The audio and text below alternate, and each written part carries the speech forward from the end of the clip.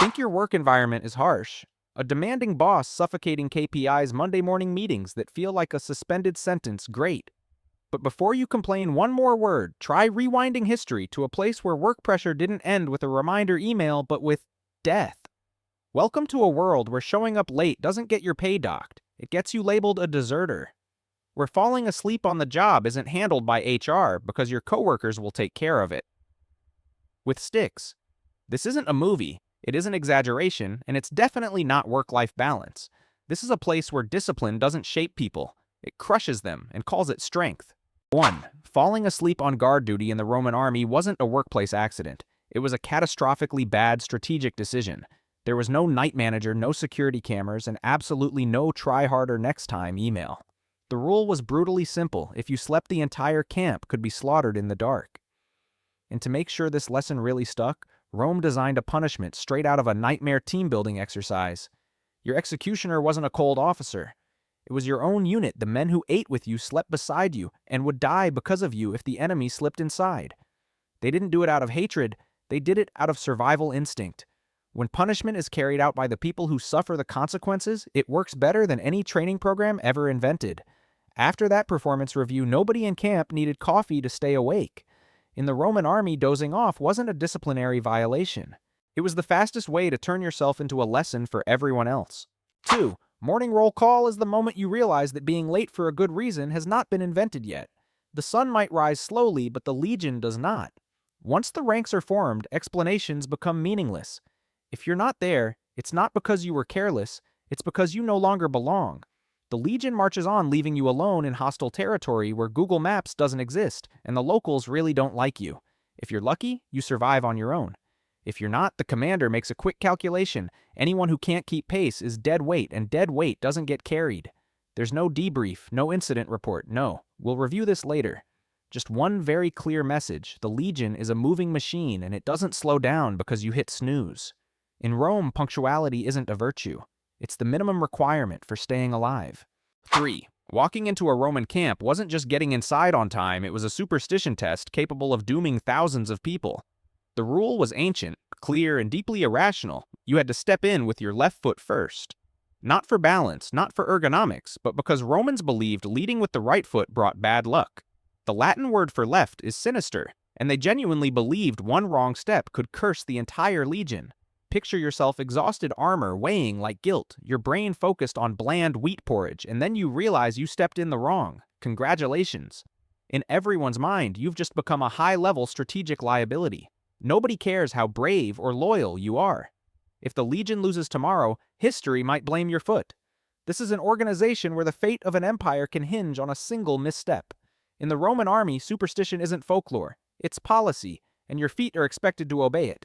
4. The idea that everyone is responsible only for their own actions was considered too modern and not nearly educational enough. Rome preferred something far more efficient. One man screws up, everyone suffers.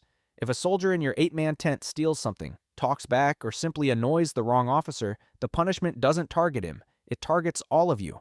And the weapon of choice isn't a whip or a stick, it's the menu. For days, your standard wheat ration is replaced with barley food, Romans considered fit for animals. Nutritionally, you'll survive.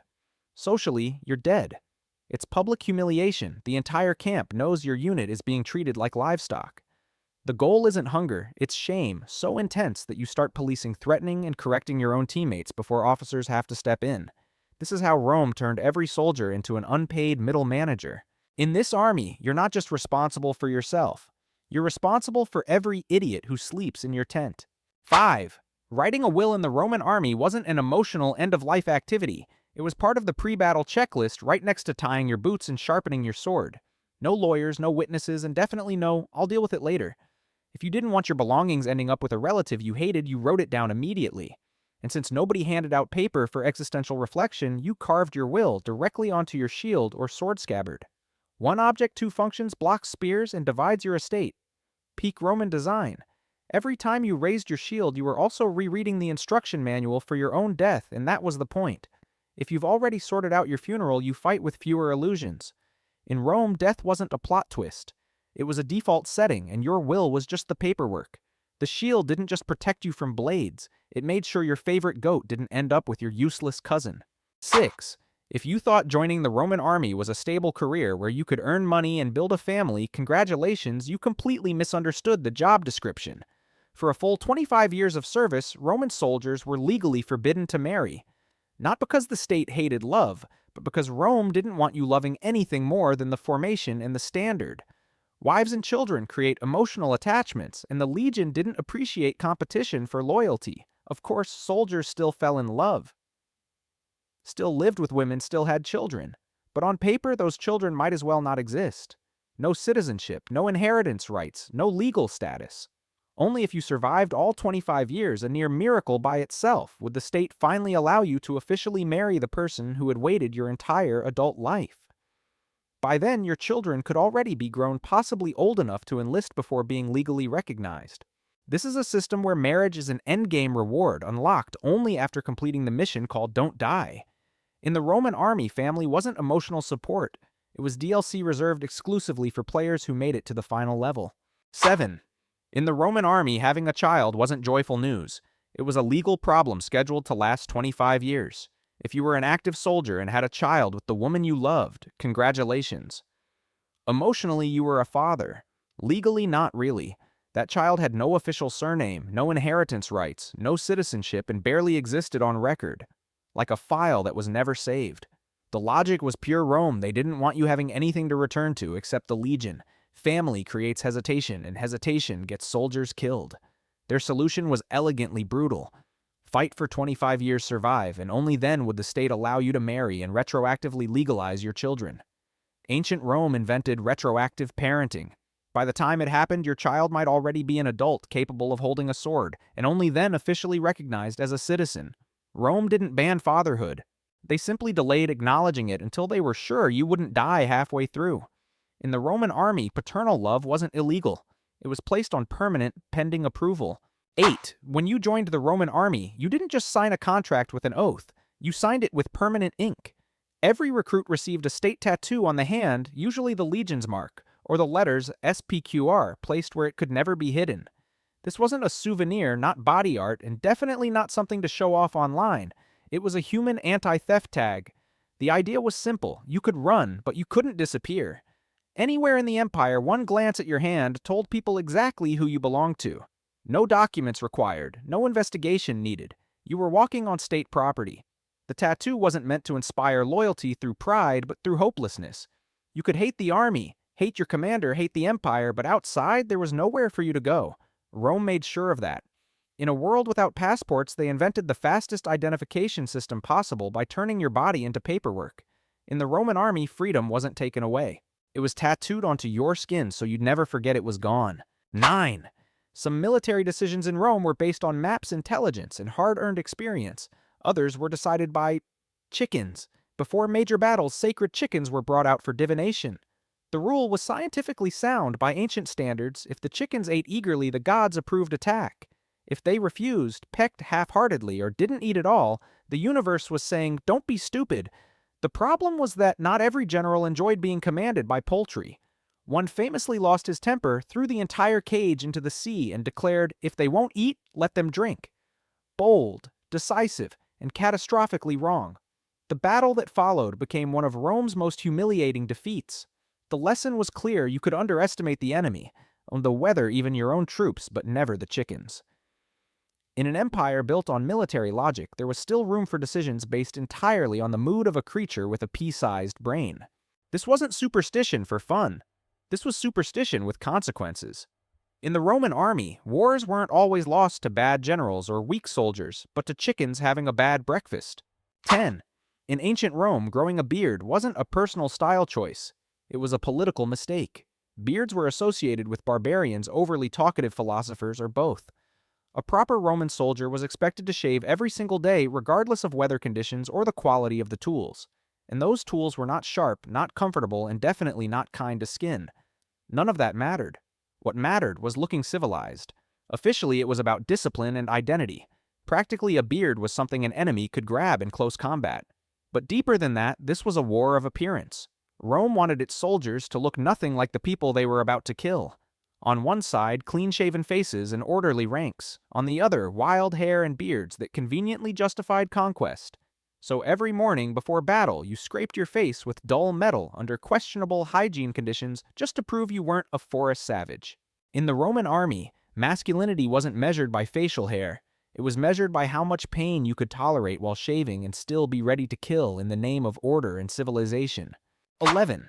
In the Roman army, killing the enemy was literally part of the job description. Stealing from your own unit was the fastest way to sign a request to disappear. You could burn villages' loot on command, hand over spoils to the state, and get praised for it. But if you secretly took a wineskin, a piece of bread, or anything from the man sleeping next to you, you crossed the reddest line imaginable. The reason was brutally practical.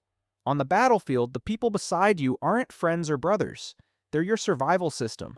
When the formation locks, you trust that the shields to your left and right won't vanish at the exact moment you need them. Break that trust and the formation collapses.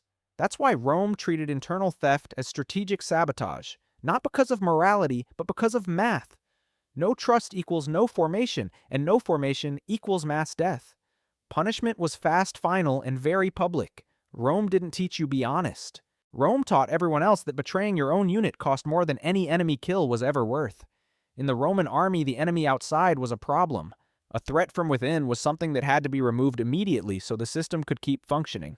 12. If you were stationed in Germania or Britannia where wind cuts skin and snow falls like the sky has personal issues, wearing pants would seem like a very reasonable idea. Rome strongly disagreed. Pants were considered barbarian clothing worn by Gauls, Germans, and people living outside the boundaries of civilization. A proper Roman soldier wore a tunic, exposed his legs to the cold, and called it pride. Officially, this was about Roman identity. Unofficially, it was about one thing: we are not them. Rome would rather have its soldiers shivering than looking like the people they were about to conquer. This wasn't a fashion choice. It was a statement of power. You weren't freezing because there were no options. You were freezing because the sensible option was forbidden. For centuries, Roman soldiers accepted frostbite risks just to maintain visual distance from the enemy. Because in Rome's mind, wearing pants was more dangerous than the weather. In the Roman army, civilization wasn't measured by comfort. It was measured by how much suffering you were willing to endure just to avoid being mistaken for the other side. 13. In the Roman army, morning exercise didn't mean a light jog to wake up. It meant marching roughly 30 kilometers a day while carrying more than 30 kilos of gear. Armor, shield, sword rations, tools, tent stakes. Basically your entire mobile house strapped to your back. For this reason, Roman soldiers earned a very affectionate nickname, Marius's mules. Not because they were cute, but because they were treated like pack animals. You weren't just a warrior. You were transportation. And if you slowed down, it wasn't because you were tired.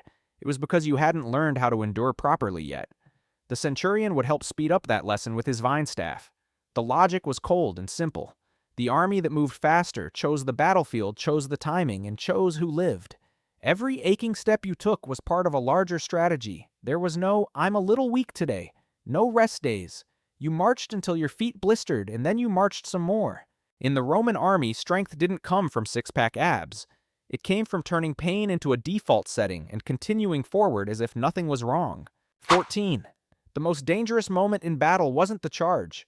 It was the moment someone considered running. In a Roman formation, your shield didn't just protect you. It protected the man next to you. If you turned and fled, you weren't just saving yourself. You were opening a hole large enough to kill the entire line. That's why the rule was clear. Breaking formation wasn't cowardice. It was betrayal. And the punishment for betrayal came from the last place you'd expect behind you. Soldiers in the rear ranks were ordered to kill anyone who ran. This created a perfectly engineered psychological trap. In front of you was a screaming enemy charging forward. Behind you were your own comrades ready to stab you if you turned around. The result was simple. You stayed and fought. Not because you were brave, but because it was the least terrible option. Rome didn't inspire courage with speeches. They engineered situations where survival only existed if you did exactly what they wanted. In the Roman army, fighting spirit wasn't inspired.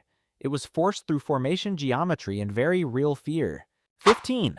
Imagine standing perfectly still in formation, saying nothing, doing nothing wrong, and accidentally holding eye contact with your commander for 1 second too long. In most organizations, that's communication. In Rome, it's a dangerous act. The centurion didn't need you to argue. He only needed to feel that you were thinking. And when that happened, the vine staff spoke for you. This staff wasn't a battlefield weapon. It was a people management tool. Light, solid, easy to swing, and painful enough to turn critical thought into instant obedience. The centurion used it not only when you were wrong, but when you might become wrong. This was preventative management. You weren't allowed to debate because debate takes time and battle has none. So instead of persuasion, Rome chose efficiency: strike first, reflect never. The vine staff taught one simple lesson: silence is smart and facial expressions should be managed carefully. In this environment, authority didn't need explanations. It only needed to be felt directly in your ribs. 16. There was a ceremony every soldier had to attend, whether you believed in it or not, whether you understood it or not.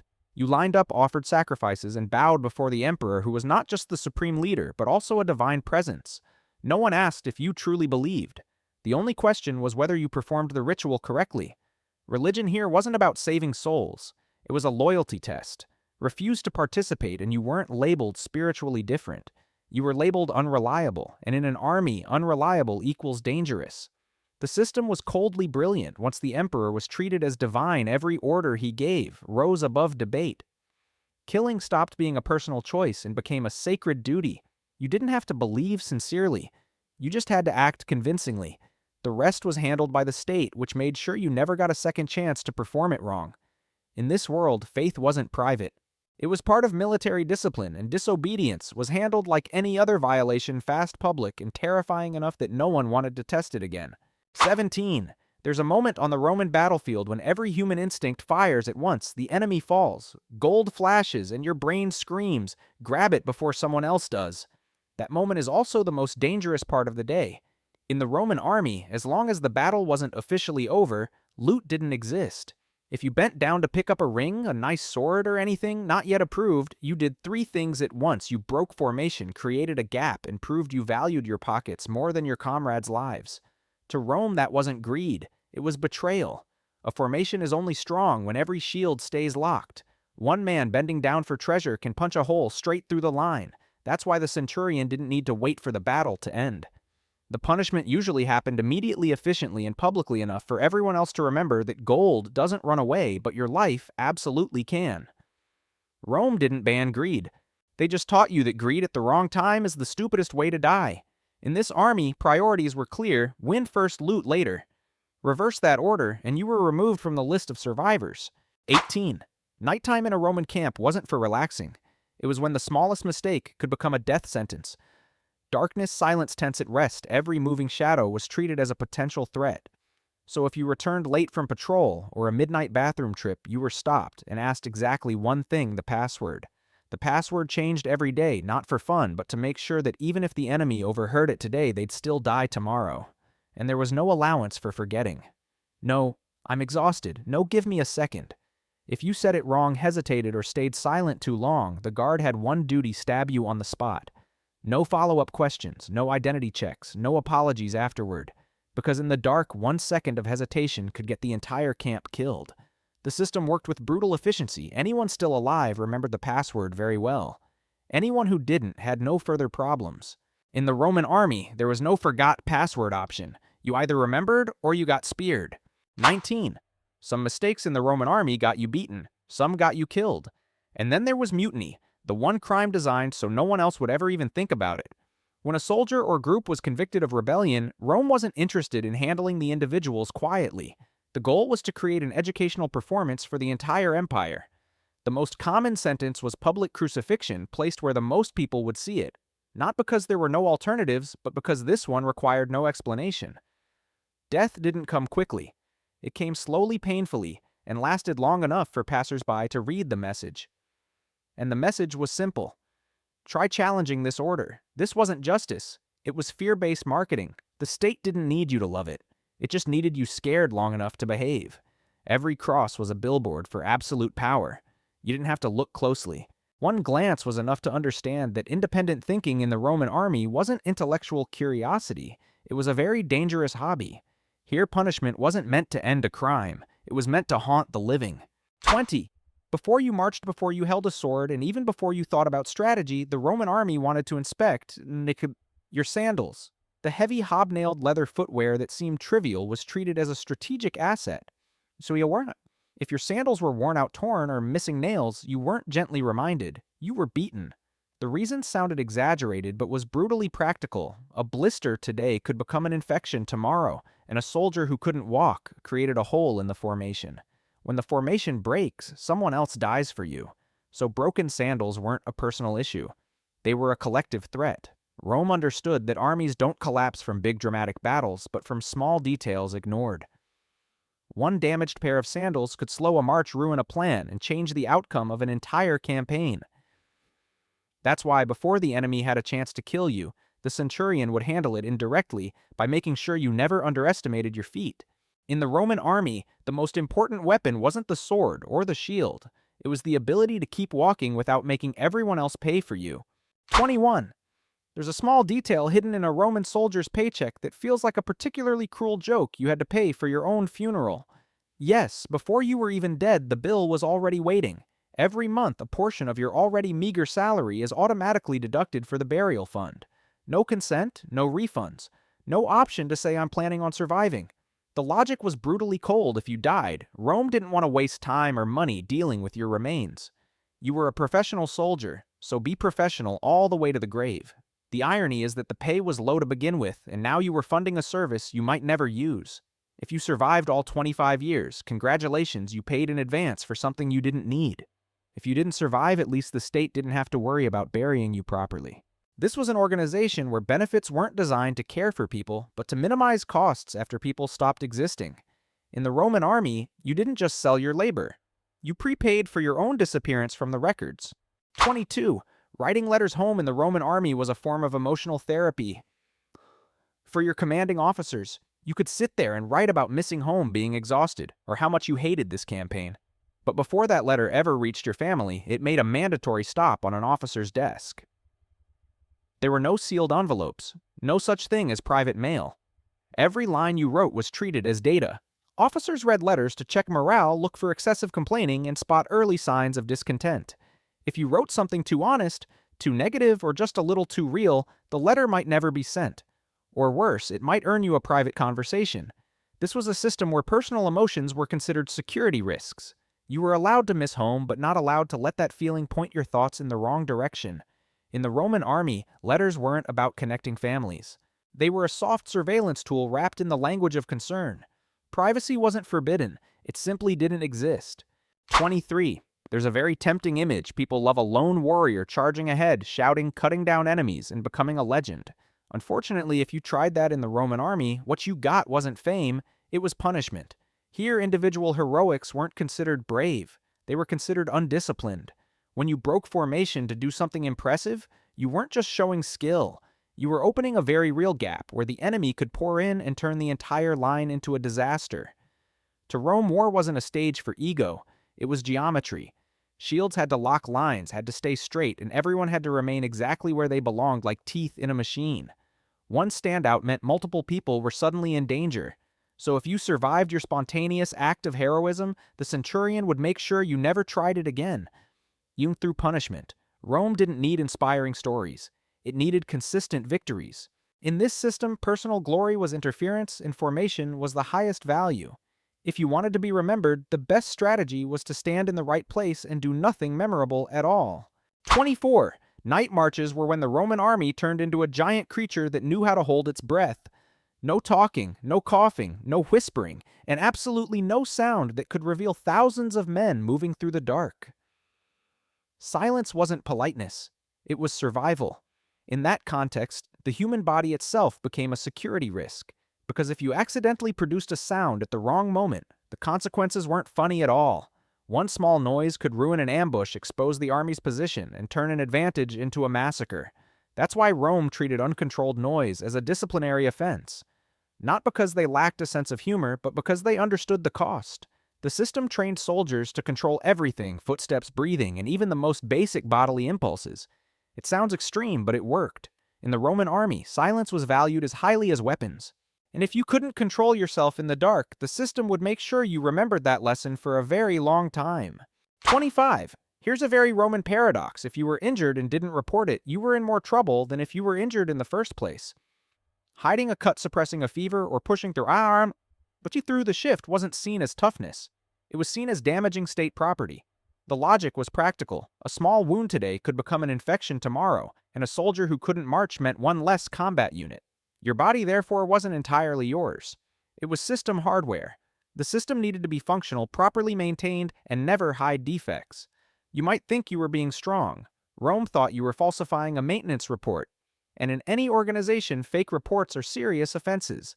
The result was a very Roman version of healthcare.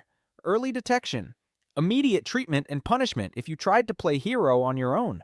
Not because they cared about your comfort, but because they cared about tomorrow's march. In the Roman army, you didn't have the right to heal yourself. You only had the obligation to report honestly and let the system decide how long you were still useful. 26. Retreat is the moment when most armies turn into a panicked crowd. Rome didn't. When the order to withdraw was given, you didn't turn your back. You walked backward, slowly, steadily, shields locked. It looked strange, but the logic was obvious. Turning around invited a spear into your spine. Moving backward told the enemy you were still ready to fight. This maneuver required an absurd level of discipline. You had to retreat while staring directly at the thing trying to kill you, trusting that the man beside you wouldn't miss a step. It was like moonwalking, except if you messed up the rhythm, the consequence wasn't embarrassment. It was the end. Rome understood that the most dangerous part of war wasn't the charge forward, but the moment you decided to leave. So they turned retreat into an active maneuver with shape and rhythm. No running, no breaking ranks. No one was allowed to turn a tactical withdrawal into free casualties. In the Roman army, even when you left the battlefield, you had to look dangerous, so the enemy knew the war was only paused, not finished. 27. There was one small item capable of determining a soldier's honor in the Roman army, the military belt. It didn't just hold your tunic in place, it told everyone who you were. Lose your sword and you might get another. Lose your helmet and blame bad luck. But lose your belt, that meant losing your standing. The belt signified that you still belonged in the ranks. If you lost it through carelessness, laziness, or general disregard for life, the punishment didn't target your body. It targeted your ego. You'd be stripped of status and made to stand in the middle of camp without your belt, while every passing glance understood exactly what you'd misplaced. No one beat you. No one needed to. Shame did the work. It was a refined punishment, painless but persistent. You still marched, still worked, still lived, constantly reminded that you once couldn't hold on to your own honor. In the Roman army, honor wasn't abstract. It hung from your waist. And if you dropped it, the entire camp made sure you never forgot where it fell. 28. There was one brief moment in a Roman soldier's life when hope was allowed, hearing you were about to be reassigned. That hope died quickly because you didn't get to choose. You couldn't request sunshine, negotiate peace, or list personal preferences. The Roman army read maps differently. The coldest, wettest, most rebellious, most remote places were usually the ones needing more troops. And troops meant you. Germania froze your bones and your will. Britannia was damp gray and rained like the sky resented life. Judea was tense, unpredictable, and ready to explode. You weren't allowed to ask, why me? The answer was already written because Rome needed someone there, and you happened to be here. The system didn't care which climate suited you. It only cared whether you could walk. In the Roman army, being sent to the worst place wasn't personal punishment. It was how the empire balanced itself, throwing people at hot zones until the problem cooled down, or until there were no people left to throw. 29. When the sun went down and your legs had officially lost the right to complain, the Roman army started the second shift. Not dinner, not rest, construction, every night. In a new location. Even after marching all day, sweat drying and soaking again, your mind reduced to vague thoughts of food. Rome didn't sleep in the open like normal people. Rome slept inside a fortress, and that fortress was dug by you. The ditch had to be deep enough, the walls high enough, the wooden stakes placed exactly right. There was no "I'm exhausted today." The enemy didn't care. The funniest part was that this camp was used for exactly one night. The next morning you tore it down, marched on, and built another one that evening. This was a defensive paranoia elevated to art, never assumed today's safety looks like yesterday's. Rome believed exhaustion was temporary, but being attacked in your sleep was permanent. So they chose the safer option, utter fatigue, but survival. In the Roman army, sleep only arrived after you proved to the ground itself that you were serious about defense. 30. Before two armies collided, before spears flew, Rome attacked the most fragile thing the enemy had: morale. As the ranks advanced, thousands of hobnailed sandals struck off the ground in perfect unison. Not random, not chaotic. The sound didn't resemble human footsteps. It sounded like a machine approaching. Steady, heavy, unhurried. For armies used to messy emotional charges, the message was clear. We are not panicking. We are not individuals. We are one block. This wasn't for show. It was deliberate psychological warfare. You can defeat a brave individual. It's far harder to face a collective that moves like a clock. The sound didn't just intimidate the enemy. It reminded Roman soldiers that they were part of something larger than themselves. When your footsteps blended into the rhythm, the ego disappeared. Only formation remained. In the Roman army, victory didn't always start with weapons. Sometimes it began with footsteps that made the enemy wonder, is this even human? After all these stories, the most interesting question might not be how cruel the Romans were, but how we react to hearing about it. Some rules make you laugh. Some make your skin crawl. Others just make you ask, how did anyone think this was a good idea? Now it's your turn. Which rule stuck with you the most? Which one felt absurd and somehow terrifyingly logical at the same time? Pick one and leave your thoughts below. You might find that your choice says more about how you see the world today and about exactly how lucky we are not to be Roman soldiers.